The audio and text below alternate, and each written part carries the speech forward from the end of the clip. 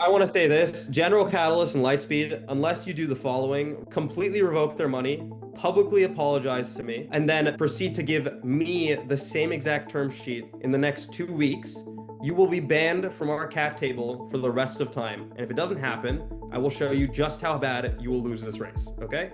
That's it. A couple of days ago, I was scrolling Twitter and I saw a post from Yuri from General Catalyst saying that they backed Luel AI.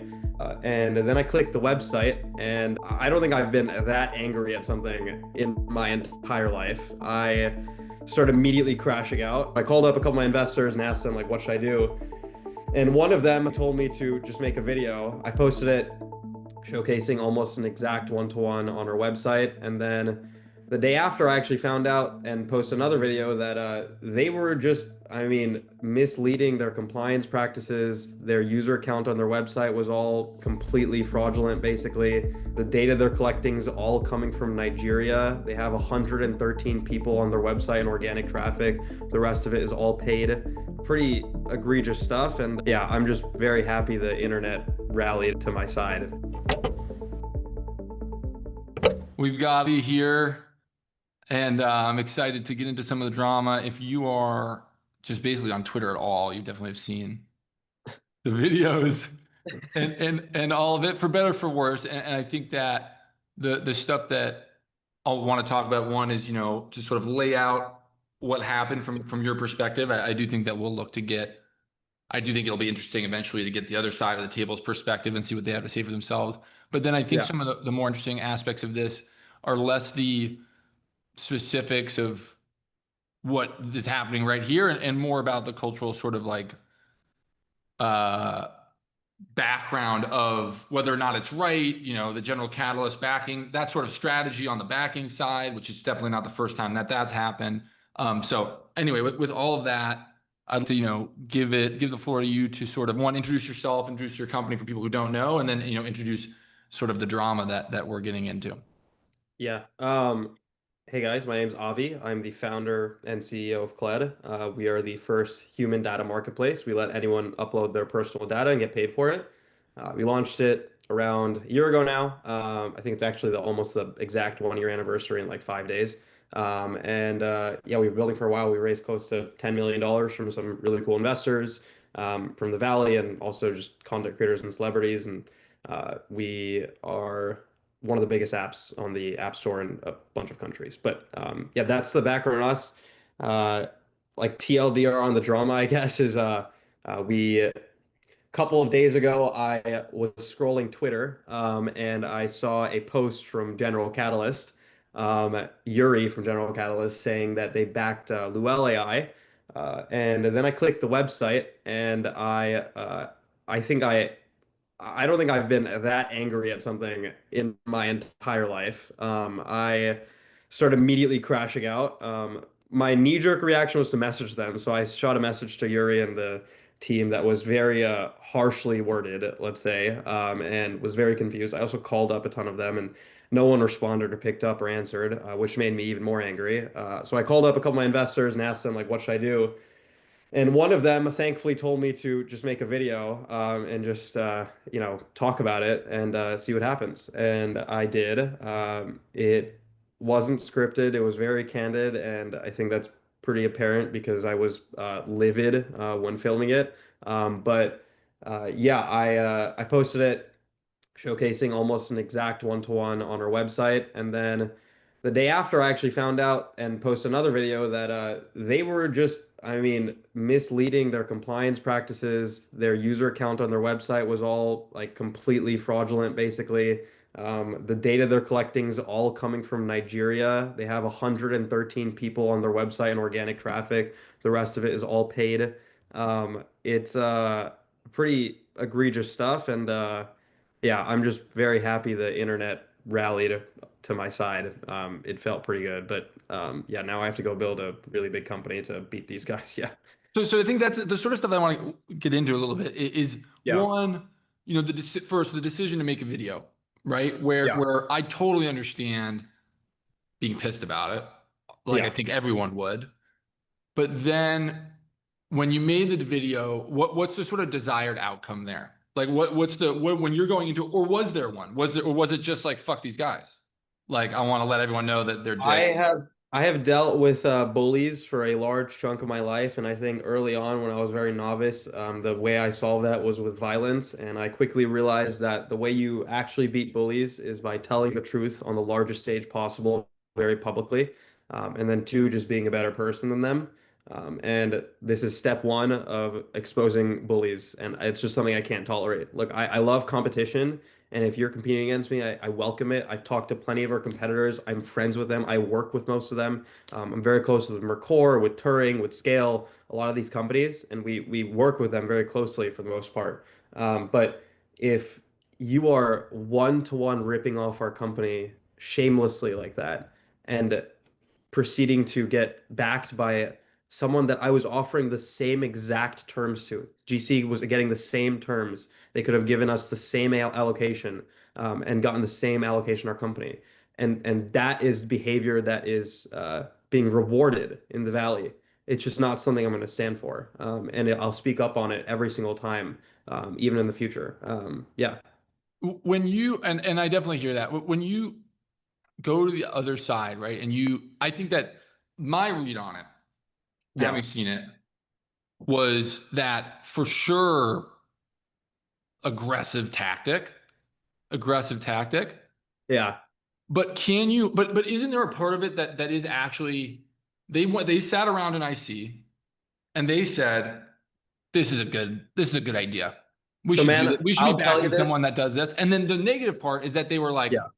we don't really believe in Avi. Like we believe in these other kids. We believe in these other guys. Let's throw them at it. And I'd be interested to hear what their backgrounds were because I didn't really look So into. I'll tell you their background. One of them is was an intern at a Michelin star restaurant, otherwise known as a server boy. He has nothing else prior to that. The other one was a You sound a little bully. You're talking a lot of shit about these guys. Have they said anything publicly? I mean, I don't think they're too embarrassed to. I pray they come on a podcast. I hope they come on MTS. I wish to God they come on MTS and get absolutely destroyed by me in every single thread and reply. And I hope the whole internet does the same thing. I actually welcome them to go public and talk about this because there's not a single defensible thing in any of the claims they've made or the things they've done. It's all incredibly immoral behavior across the board. And I'll tell you, the other guy's background, he's an 18-year-old. He's the founder of the company. He is a various angel investor in companies is his background. In the article where they talked about their fundraising announcement, they decided to say that they declined three acquisition offers from companies. I asked every single lab, including OpenAI, Anthropic, Google, and all of them, and none of them have even heard of them until I made that post. So I just think, again, the behavior that is being rewarded at Y Combinator is aggressive and it is focused on just like delivering results in a 6 week period that can go raise you a huge round. And that is behavior that is causing this like insane outbreak of just lies and LARPing and fraud amongst a large span of Gen Z founders that are just pressured into these situations. And it's not okay. It's stuff that's just like not going to build real companies in the future. And it's going to waste $30 million now. Like that's down the drain.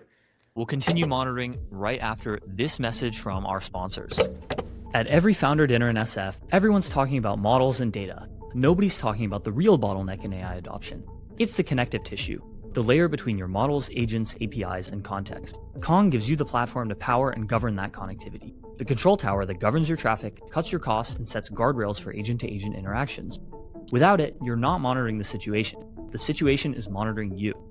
The infra decisions you make in the next 12 months decide whether you're shipping in the agentic era or posting through it from the sidelines. Because when AI traffic scales 100x, the companies without proper connectivity and governance don't just slow down, they can't function at all. Kong manages all of your AI traffic in motion, giving you the full picture regardless of traffic type, and adding a governance layer regardless of model, agent, or architecture. Fortune 500s run on it, AI native startups ship on it.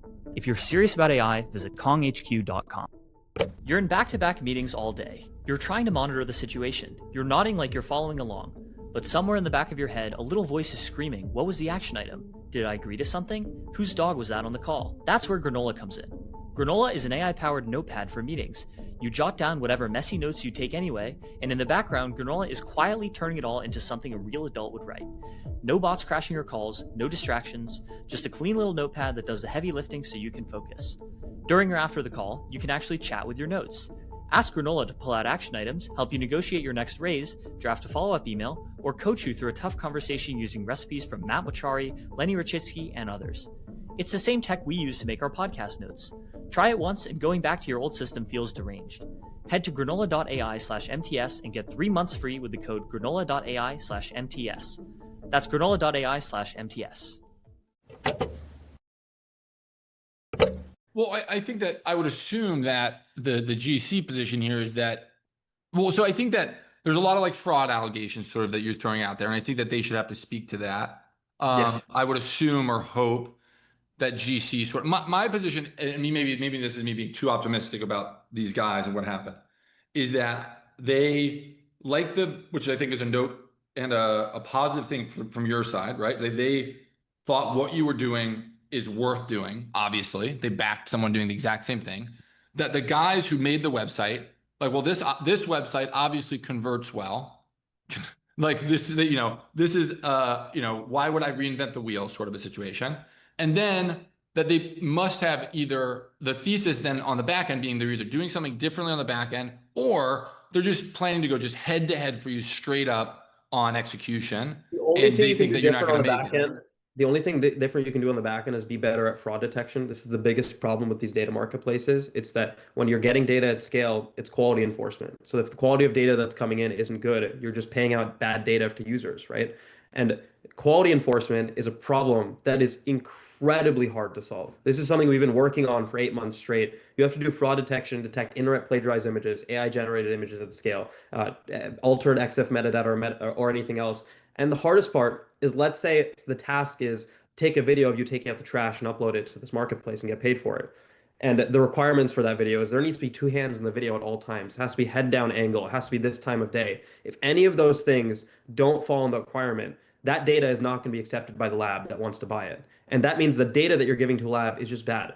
These guys have not had the time in the market. It's not physically possible to have the time in the market to have a better differentiated fraud detection problem in any way, shape, or form. It's not possible. Do you suspect then that if you had to try to put yourself in their shoes, or on the GC side, right?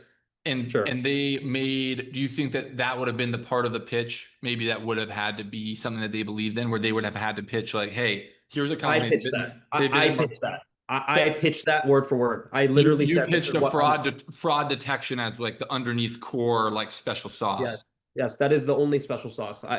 So again, you have to take my word for it, but I'm very close to the researchers at OpenAI, very close to the researchers at Anthropic, very close with Turing, with Scale, with Mercor, and the only thing that matters is fraud at scale with these platforms. If you're not getting good data, it's just not possible to sell to the labs. You will ruin a relationship with the lab in 1 week and never be able to work with them again if you give them bad data. It's just not allowed, right? So the underlying thing is fraud detection. The second thing I'll add, if you go on to SEMrush or any of these platforms, search their website, 55% of their traffic is coming from Nigeria. Okay. Now, you may ask why this is bad. As of last week, we had to ban the entire country of Nigeria from using the Klud app and ban it off the App Store because of a 95% reported fraud rate that was covered in Business Insider Africa and every other news outlet out there. The data that's coming from these regions is just not good. It's just not good across the board. So if they're saying that, oh, their backend's better, why are they still available in Nigeria? And why are they marketing to there? The reason why they are is because when you market to Africa, you'll get tons of people gaming the system to bolster their user numbers up and pretend like you have more users on the app. And that way you can go raise money from people that don't do due diligence like General Catalyst. And that's it. But so you feel, and so this is maybe an interesting twist in the story, because that's not what the first video was about, though, right? The first video was about copycatting, and then the next this day is copycat bullshit. Yeah. And then you went deeper down. Then I went deeper and found because that I was like, maybe it's actually like the Nigerian. The second video got 2 million views. So if anyone wants to, they can check it out. But I break down step by step exactly what they're doing, exactly how bad it is. It is. I mean, I guess they're lying about their compliance practices. So I don't know if that's fraud, but that seems like fraud. But you can ask a lawyer that. But yeah, they were using Dell for their compliance. They were messing with their user count on their website. It was all manually going up. If you, they Claude coded their website. So if you inspect Element it, I the bet they number Claude of coded. I thought about Claude coding your website. I thought about yeah, like, I wonder how quick Claude could it could have spin been this out. fast. And Yeah, you I'm could do sure it. that's Yeah, exactly what happened, right? Where they were like, yeah, because yeah. how long has the website been live for?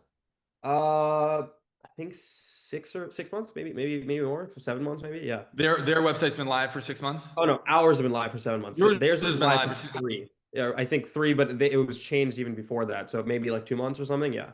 And so what was the catalyst then? If it's been live for 3 months, then how did it come up? You just happened to see the announcement and you're like, wait, what the I fuck? just saw the announcement. That was it. I saw the announcement. And that turned into, Yeah, yeah, yeah. well, so what do you want to what do you want to happen? So, because the other thing that I see, and I think there's a lot of like sort of old school Silicon Valley stories where like Sure. it gets fucking heavy. Like if it's really worth, because the thing about the thing that I really didn't like about your original argument was the moral part of it, because that's not really consumer, like to the benefit of the consumer that like, oh, Avi did it, so I can't try. So Man, better just like stay away. I think you're completely misconstruing my argument. I think you're allowed to That's just compete what I with me. saw. That was Yeah. my high level view. That's fair. I think the general view from everyone else was not like that, to be completely honest. But look, I want you to compete with me. I have Resemble competes with me, Numo competes with me, Poseidon competes with me. I love these guys. These are like literally some of my closest friends. Like Mercor competes with me. Shit, they do data labeling and all of that stuff, and we want to get into that in the future. And so does Turing. Like these are some of my customers. Like I sell to these people, right? And I work with them closely. I invite competition. But ripping someone's site off one-to-one, doing the exact same thing as them, and then doing the exact same thing in a worse way and having worse stats across the board is fine. Go do it. Go be part of YC. But But you're that is pissed about not warranted. the GC. So you more Yes. pissed about the GC. You're less pissed about Yes, bro. them Yeah, I would and have more pissed never. about the GC money. Because if they Exactly. hadn't got taken the GC money, Yes. then they I would wouldn't just have cared. be, teenagers trying to do Yeah, I something who wouldn't copy have your cared, website. man. I wouldn't have cared. But General Catalyst rewarded these guys with $31 million, and so did Lightspeed. That's disgusting. I talked to both of these two funds when I was fundraising. They had the exact opportunity with a way better product to invest into us. And it's not like these two founders are any better than me. In fact, I've had more experience than them, both of them combined in entrepreneurship. You can literally go to their LinkedIn's right now. I'm not trying to bully them or be hyperbole. The only two things on their LinkedIn is Michelin star intern at a restaurant, and the other one is a various angel investor, which is otherwise known as a LARP. Like no one actually at 18 is an angel investor in various companies. That's terrible. So We'll continue monitoring right after this message from our sponsors. At MTS, we are always monitoring the situation in enterprise software. And right now, the situation is this. When AI code generation first emerged in 2022, NVIDIA master inventor and Harvard engineer Sid Pardeshi took a contrarian stance. Inference time compute and agent orchestration, not pre-training, would be the key to unlocking high-quality AI-driven software development in the enterprise. He believed the real breakthrough wasn't in how fast AI could generate code, but in how deeply it could reason to build enterprise-grade applications. While the rest of the world focused on copilots, he architected something fundamentally different. The first autonomous software development platform leveraging thousands of agents that is purpose-built for enterprise-scale codebases. Blitzy is unlocking 5x engineering velocity and delivering months of engineering work in a matter of days for Fortune 500 leaders right now. Transform the way you develop software. Discover how at blitzy.com. That's BLITZY.com.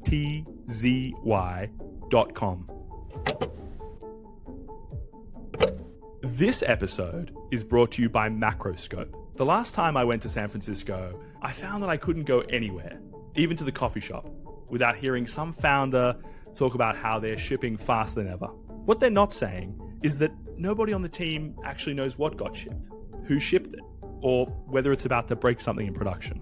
Macroscope is the AI codebase understanding company, and they fix that. They have 3 core products.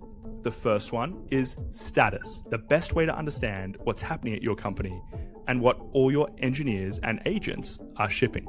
The second one is Code Review, all this extra code being shipped needs a robust defense layer. Macroscope is the highest signal code reviewer with the least noise. The third is Agent, a single layer of intelligence that synthesizes all the tools in your stack, issue management systems, code, docs, logs, and more, and answers questions, takes actions, and automates workflows for your team.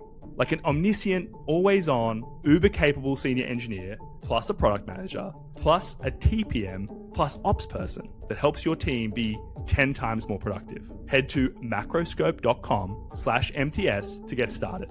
That's macroscope.com/MTS. I definitely understand, because I do want to direct. I'm tentative to be pissed at the like an 18-year-old kid who's trying to build a company for the first time. Who copied a website because that website works well and we do the same thing, and maybe on the back end there's some sort of technical thing that's different or whatever. There isn't, but yeah.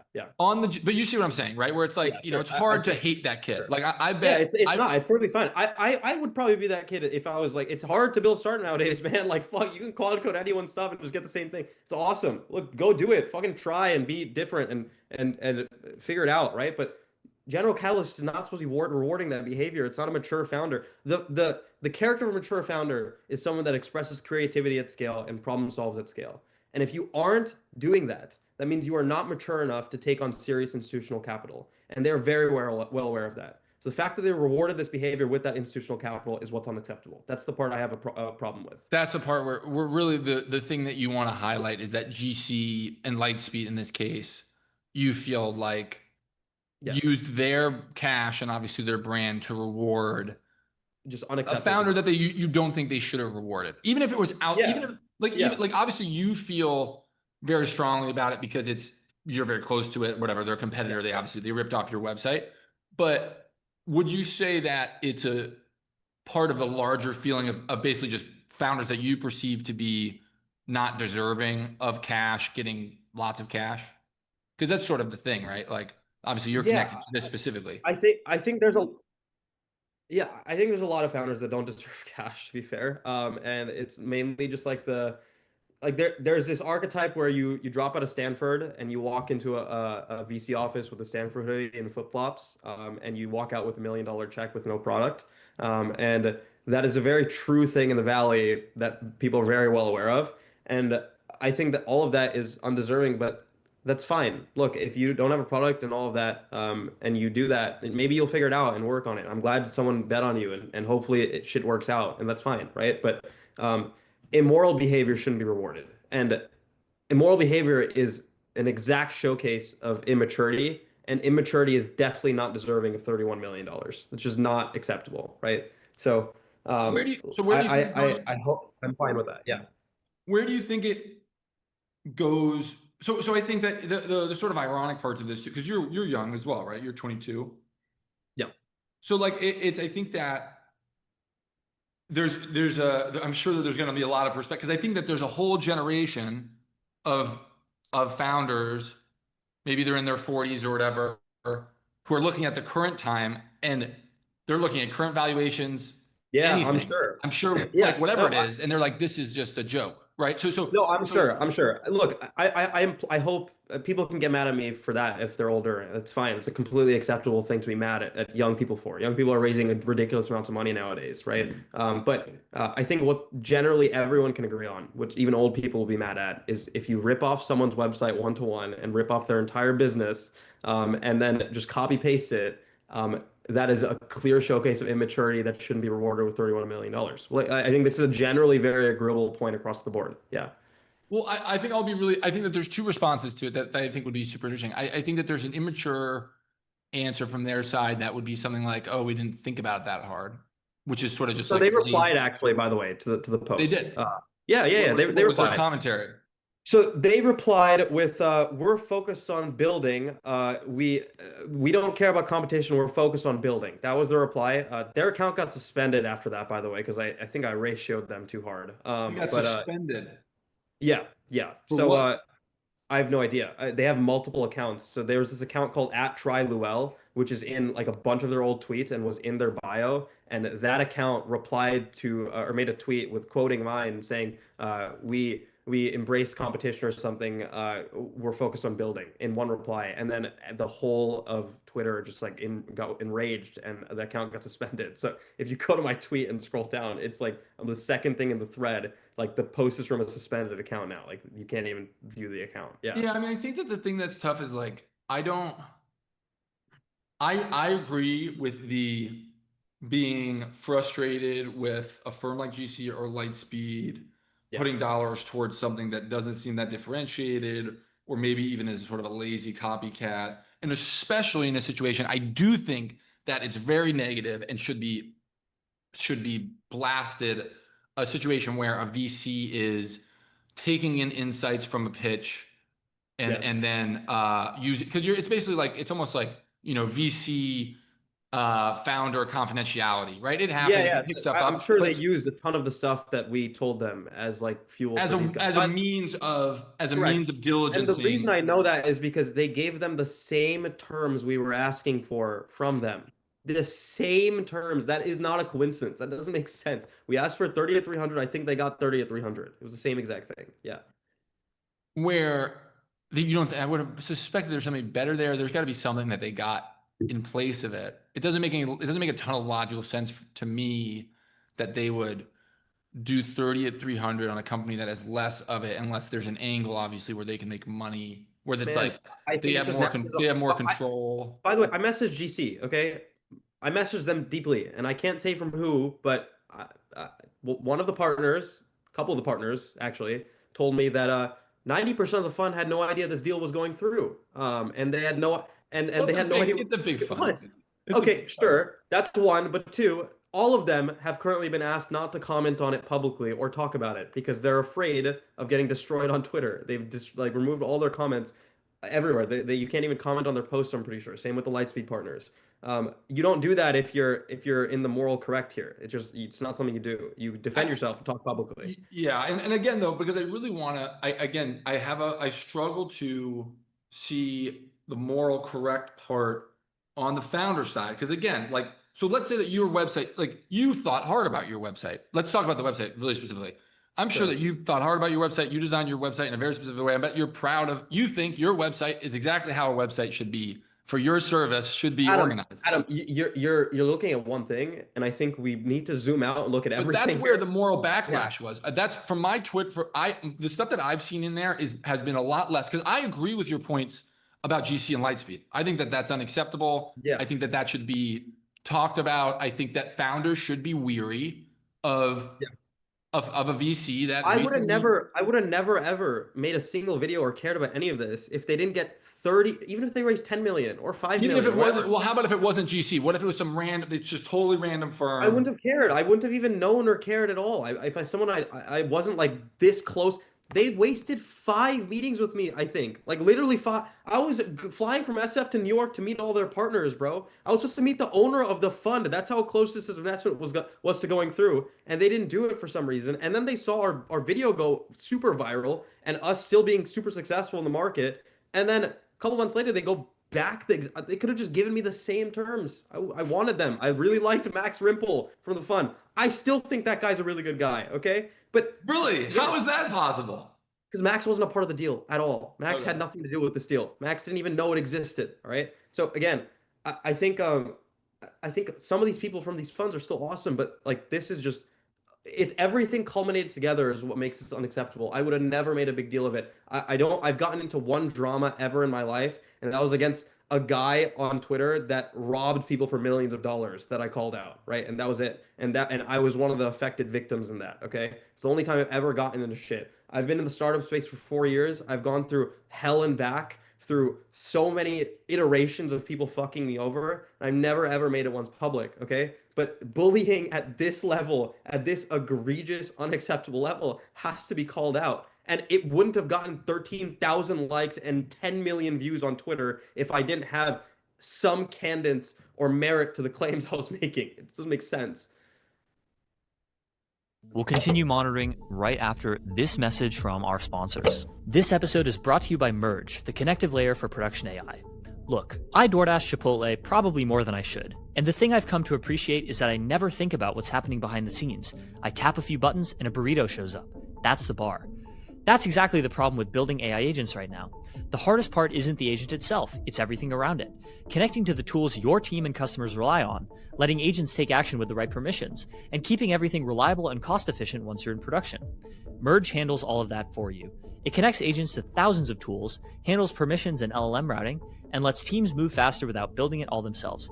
OpenAI, Dropbox, and Ramp use Merge to move fast and build AI right. Visit merge.dev/MTS to start building for free. Quick word from our friends at AdQuick. I'm just trying to monitor the situation online as much as I can. Between the pop-ups, the autoplay video ads, and the sponsored posts, it's a miracle any of us see anything at all. That's why marketers are turning back to out-of-home. AdQuick unlocks the benefits of out-of-home advertising in a way no one else has. It's built for marketers, with the engineering excellence you've come to expect from the internet. Out-of-home is one of the best ways to build brand awareness, reach new customers, and reinforce your brand message. It's just been hard to scale. With AdQuick, you can plan, deploy, and measure campaigns as easily as digital ads. Buy from 1,700 plus media owners in one place. Modernize your marketing at adquick.com. That's adquick.com. I don't know if that's necessarily true. I agree with, I don't think necessarily Twitter being, thinking that things are right or wrong, whatever. But I very much do agree with the GC and Lightspeed thing.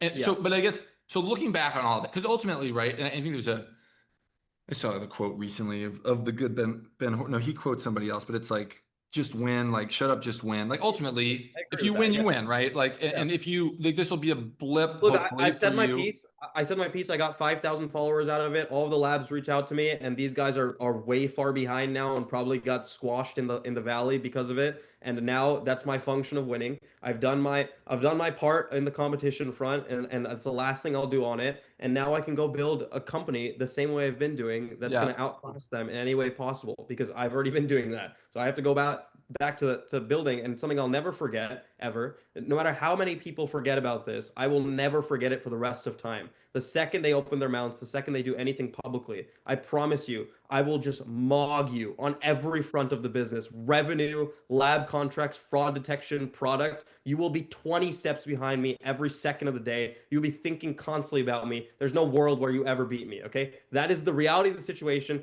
That is what I'm focused on now. I do not care about any of the stuff I've already done. So what has been said has been said. It's over with. I plan on building a real business now that just outclasses them in every way possible. That's what I'm focused on. Well, that's good. I mean, that's awesome to hear. And I thought, that was moving. I thought that was good. I thought that was actually that was well done. But so I guess when you look back on, so now you feel like you're looking to move on, right? Like you did what you needed to do. You feel like you called it out.